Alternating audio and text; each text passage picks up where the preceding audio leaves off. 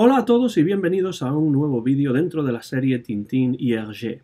En esta ocasión vamos a ofrecer un comentario crítico de la quinta aventura de Tintín que llevará a Tintín a China y que se titula originalmente en francés Le Lotus Bleu y en español El Loto Azul. Tengo aquí la traducción al inglés del Loto Azul, The Blue Lotus, e incluso tengo aquí, más grande, una edición en turco de este mismo libro, El Loto Azul, porque, bueno, tengo algunos libros de Tintín traducidos a lenguas que, como esta, el turco, pues ni comprendo ni puedo leer, pero bueno, como parte del coleccionismo tintinófilo, pues ahí está la edición en turco también de El Loto Azul. Debo decir que esta es una de mis aventuras favoritas de Tintín, y aparte de estas consideraciones puramente personales que no tienen la mayor importancia, pues realmente da igual si me gusta o no me gusta la aventura. Lo que sí quiero decir y dejar claro ya desde el principio del vídeo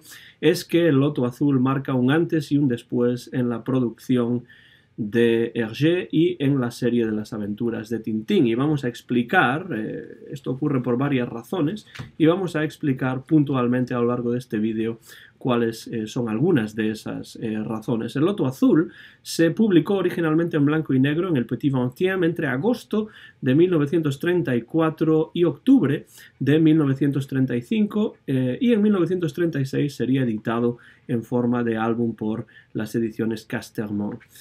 Resulta ser la segunda parte de las aventuras de Tintín en Oriente, que ya se habían iniciado con Los cigarros del faraón, que hemos comentado en el vídeo anterior. Aquí se continuará la historia sobre el tráfico de drogas ya iniciada en ese álbum, pero ahora Tintín va a viajar a China, al extremo oriente, y esto va a permitir a Hergé introducir comentarios políticos y también de crítica social sobre la invasión japonesa de China que estaba teniendo lugar en esos momentos a mediados de los años 30, cuando Hergé dibuja y publica esta aventura de Tintín. Entre Los cigarros del faraón y El Loto Azul, Hergé había creado una serie llamada Las aventuras de Popol y Virginie, con unos protagonistas que eran animales, pero esta serie no tuvo realmente ningún éxito, porque los lectores lo que querían era más Tintín y Milou en el Petit Vingtième, y por supuesto Hergé no tardó en crear esta nueva historia que es El Loto Azul. Muchos críticos consideran que El Loto Azul es la primera obra maestra de Hergé. Como ya he dicho, marca un antes y un después en la serie, desde varios puntos de vista. Vamos a ver algunos de estos puntos de vista en los cuales vemos que hay un antes y un después en las aventuras de Tintín a partir del Loto Azul. Para empezar, la documentación.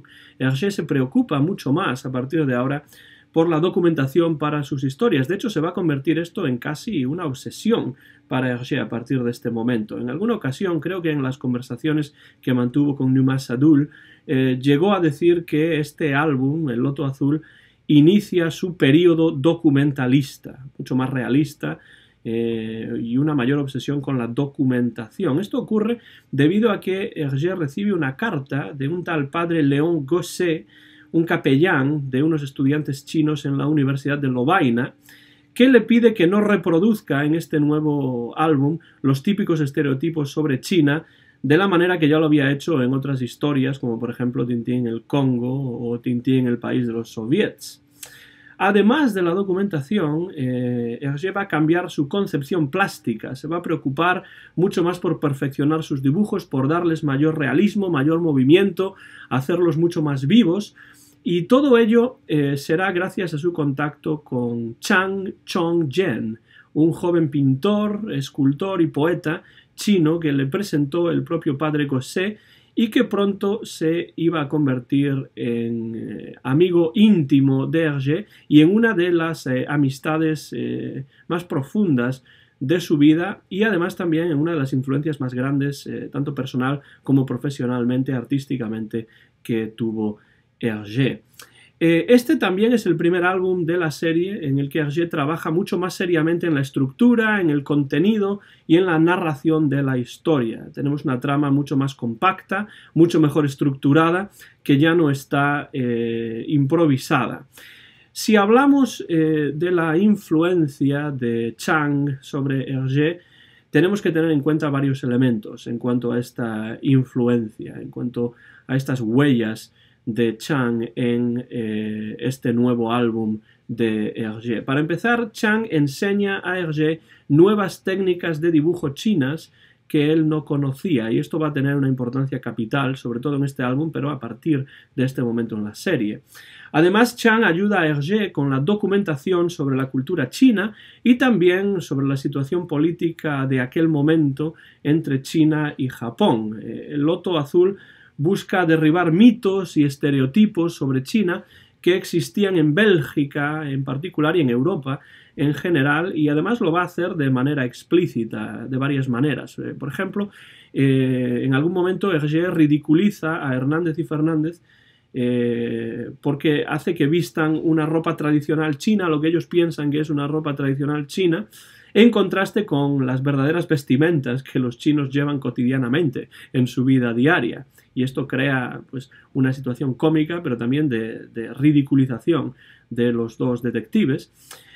Y además, sobre todo, y esto es muy importante, particularmente importante, en una conversación con el personaje de Chang, porque hay un personaje que es un huérfano, que Tintín se encuentra a un niño que se llama Chang y que por supuesto le llama Chang, le pone este nombre en reconocimiento y en homenaje a su nuevo amigo Chang Chong-jen. Pues Tintín tiene una conversación con el personaje de Chang, con este niño huérfano, y Tintín ridiculiza en esa conversación los estereotipos propagados en Europa sobre China y los chinos. Por ejemplo, que los chinos eran naturalmente crueles, esto es lo que pensaban muchos europeos en el momento, que ponían vendas en los pies a las niñas para que no les creciesen mucho los pies, o que tiraban al río a los bebés no deseados, entre otras cosas. Esto lo pone en solfa Hergé y lo ridiculiza en esta conversación entre Tintín y este huérfano que es Chang. Esto ya se empieza a ver antes incluso de la publicación o de la serialización de El Loto Azul en el Petit XXe, en un texto que se publica en el Petit XXe antes de que se inicie el Loto Azul. Benoit Peters, en su libro Hergé, fils de Tintin, o Hergé, hijo de Tintín, aquí tengo la traducción al inglés, Hergé, son of Tintin, de Benoit Peters. Benoit Peters incluye este texto en el cual Tintín dice que no tiene miedo en absoluto de los chinos, y voy a citar de este texto. Hay diferentes tipos de chinos, claro, dice Tintín, como de europeos, pero los chinos son en general gente encantadora, muy amable, sofisticada y hospitalaria. Muchos de los misioneros que he conocido en mis viajes me han hablado de su amor por China. Sería un error creer que todos los chinos son mentirosos o crueles. Esto lo dice Tintín en lo que podemos considerar un paratexto que se publica antes de la serialización, del inicio de la serialización del Loto Azul. Por supuesto, vemos una cierta idealización de la cultura china cuando dice los chinos son en general gente encantadora, muy amable, sofisticada y hospitalaria. Entonces se pasa de una crítica sin fundamento pues a una cierta idealización también, ¿no?, de la cultura china. Pero lo que es cierto es que Hergé comienza a conocer mucho mejor esta cultura gracias a su amigo Chang. Vemos ya en este nuevo álbum, y ya hemos hablado de la diferencia en otros vídeos, de la diferencia entre un acercamiento étic y émic a la cultura de un país, tal y como lo había enunciado Kenneth Pike. Hasta ahora la visión de Hergé, por ejemplo en el Congo, en los soviets, en América, ha sido una visión puramente ética, es decir, la de un individuo que no pertenece a esa cultura, pero que nos da o nos ofrece una visión sobre esa cultura, y además una visión bastante desinformada, como ya hemos visto en los vídeos anteriores. Pero ahora, con la llegada de Chang, con su presencia, se atenúa esta visión ética de Hergé con algunos elementos émic que son los que añade el propio Chang, es decir, la visión de un individuo como Chang que pertenece a esa cultura y por tanto habla desde dentro de esa cultura y pues cambia un poco la visión que Hergé tiene sobre la cultura china, que obviamente es una visión ética de un individuo que no pertenece a esa cultura, pero que está aprendiendo de esa cultura a través de un individuo que sí pertenece a ella, que es Chang. Esto se refleja también en los elementos políticos tratados por Hergé en este álbum. Por influencia de Chang, Hergé y también Tintín se posicionan claramente del lado de los chinos en el contexto de la invasión japonesa de China que estaba teniendo lugar en aquellos momentos.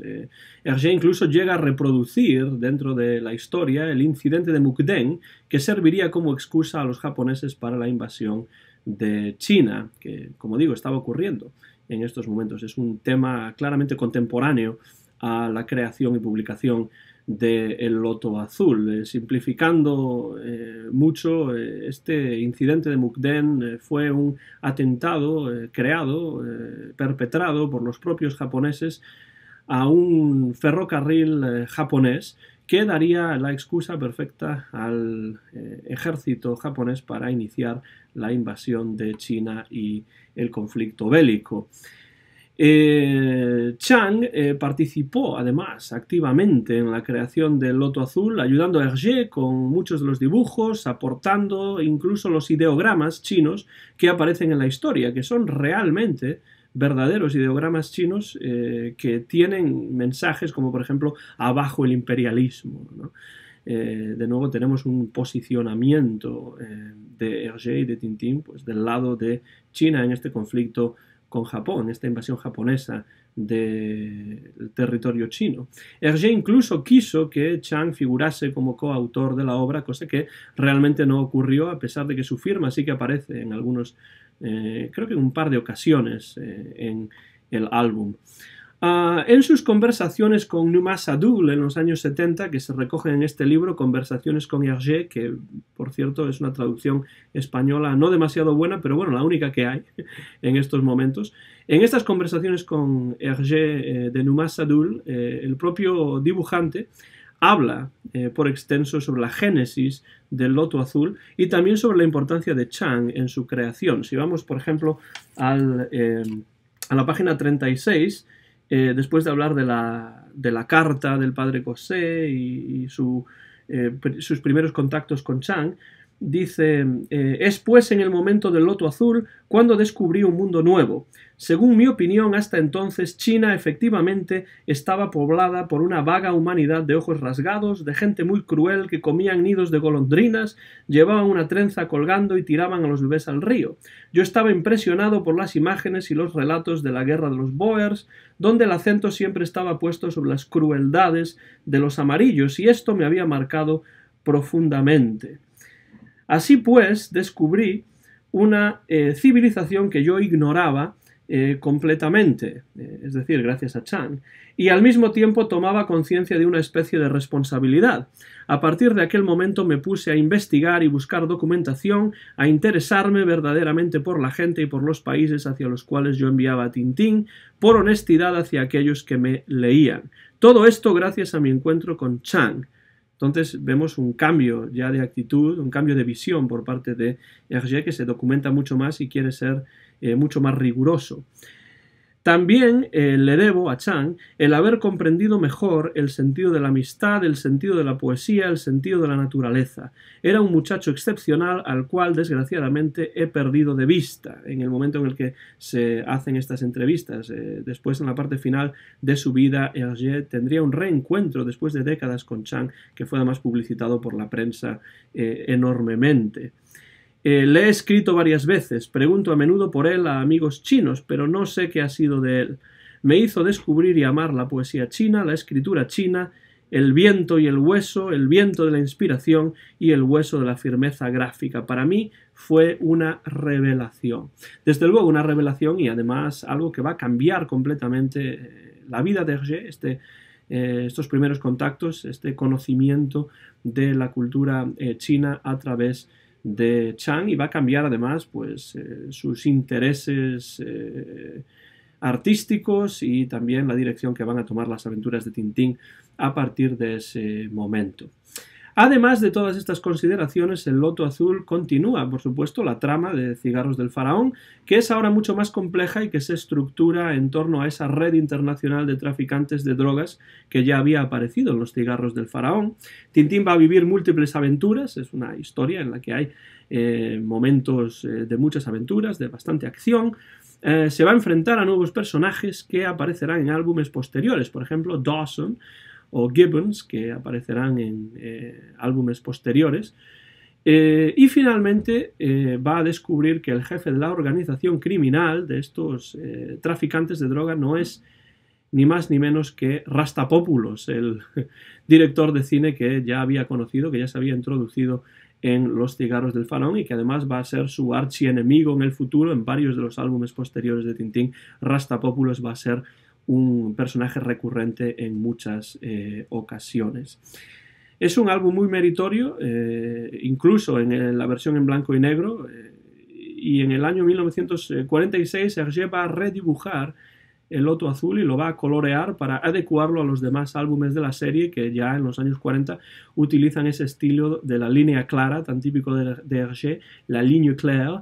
Y en este caso, por cierto, las modificaciones realizadas en esta nueva versión son mínimas, lo cual ya nos indica que el Loto Azul posee una trama mucho mejor estructurada que las de los libros anteriores, y por eso digo, en muchos casos, entre otras razones de las que ya hemos hablado, que hay un antes y un después en la serie de las aventuras de Tintín con el Loto Azul.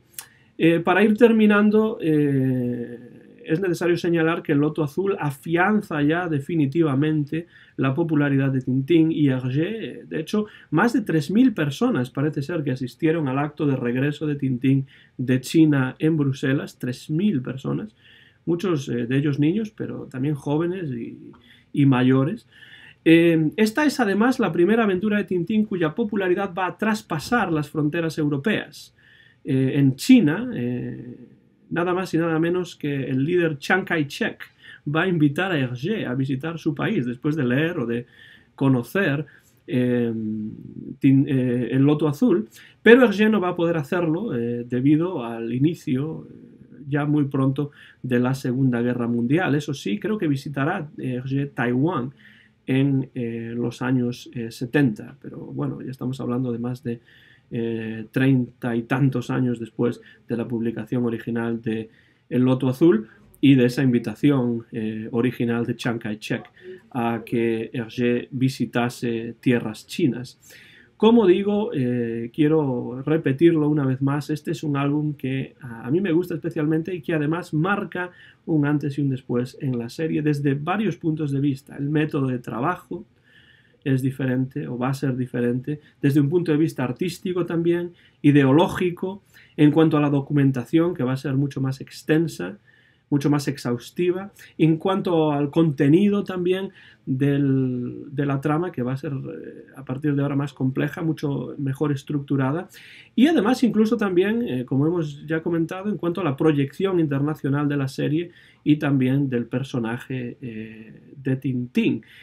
A partir de ahora Tintín ya se va a convertir en la ocupación central de la vida de Hergé, en el personaje que va a legar Hergé a la posteridad. Es realmente su contribución a la historia del cómic, a la cultura mundial del siglo XX. Tiene otros personajes, por supuesto, que va a seguir dibujando, como Jo, Zette y Joko, como Quick Flupke, pero va a ser Tintín el que va a acaparar la mayor parte de la atención artística y profesional de Hergé ya a partir de este momento. Esto va a ser realmente la obra de su vida. Y todo ello comienza en esta quinta aventura de Tintín, cuando Tintín viaja al extremo oriente, cuando viaja a China y cuando Hergé, desde un punto de vista personal, conoce a este joven poeta, artista, pintor y escultor que es Chang Chong-jen.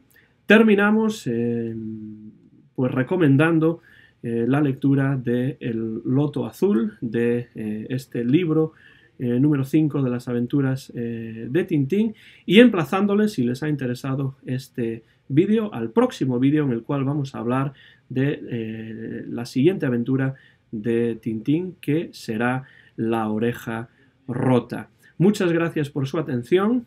El copyright de este vídeo es de Antón García Fernández, año 2018. El vídeo se grabó en directo en Martin, en Tennessee, en los Estados Unidos de América, y puede verse en mi canal de YouTube, Antón GF.